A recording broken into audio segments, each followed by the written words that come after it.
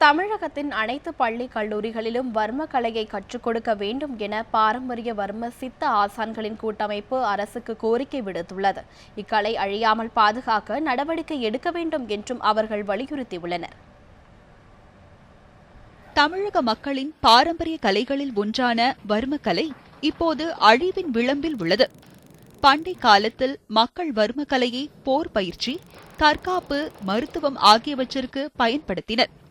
இப்போது இந்த கலையை கற்றறிந்த ஆசான்களின் எண்ணிக்கையும் இதனால் பயனடைவோரின் எண்ணிக்கையும் குறைந்து கொண்டே வருகிறது. இந்த சிறப்பான வர்மக்கலையை அழிந்துவிடாமல் காக்கும் பொருட்டு கன்னியாகுமரியில் தென்னிந்திய அளவிலான வர்ம ஆசான்கள் சித்த மருத்துவர்கள் மாநாடு நடைபெற்றது.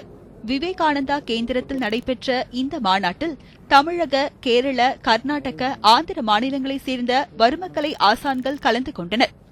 அப்போது வர்ம கலையை கற்றுத் தேர்ந்த ஆசான்கள் வர்ம படிப்பு உள்ளவர்களுக்கு உடலின் பல பகுதிகளில் சுளுக்கு எடுத்து விடுவதை செயல் விளக்கமாக செய்து காட்டினர்.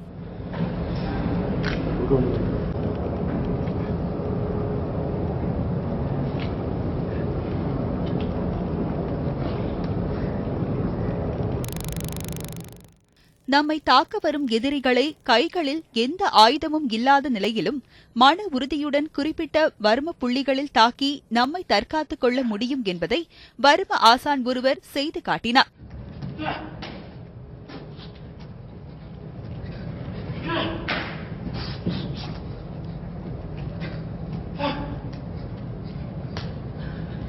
வர்ம சிகிச்சைக்கு தேவையான ஒரு சில மருந்துகளை அரசு அளித்து உதவினால் ஏழை எளிய மக்களுக்கு குறைந்த செலவில் சிகிச்சை அளிக்க முடியும் என வர்ம ஆசான் ஜான் கிறிஸ்டோபர் தெரிவித்தார்.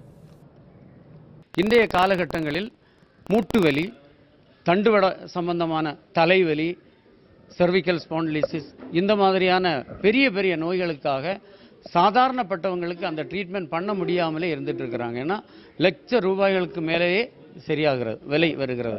ஆனால் வர்ம மருத்துவத்தில் அரசாங்கம் உகந்தது என்றால் எங்களுக்கு கொடுக்க வேண்டிய சிறு சிறு மருந்துகளை அளித்தார்கள் என்றால் இலகுவான முறையில் வர்ம மருத்துவத்தில் அதை மக்களுக்கு எடுத்து சொல்ல முடியும்.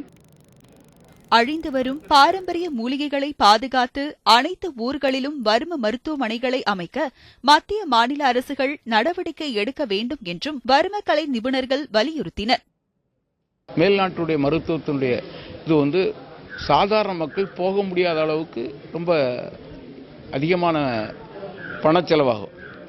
இந்த நம்முடைய பழமையான மருத்துவம், இந்த வர்ம மருத்துவத்தில் குறைவான செலவு, ஒடிமுறிவிலும் குறைவான செலவு. ஆகையால் இதுக்கு அரசு, தமிழக அரசும் மத்திய அரசும் முழு ஒத்துழைப்பு கொடுத்து எங்களுடைய கோரிக்கையை ஏற்றுக்கொள்ளும். வர்ம ஆசான்களின் மாநாட்டையொட்டி அரிய வகை மூலிகைகளால் தயாரிக்கப்பட்ட சித்த ஆயுர்வேத மருந்துகளின் கண்காட்சியும் நடைபெற்றது. நியூஸ் 7 தமிழுக்காக கன்னியாகுமரியிலிருந்து மெர்சி.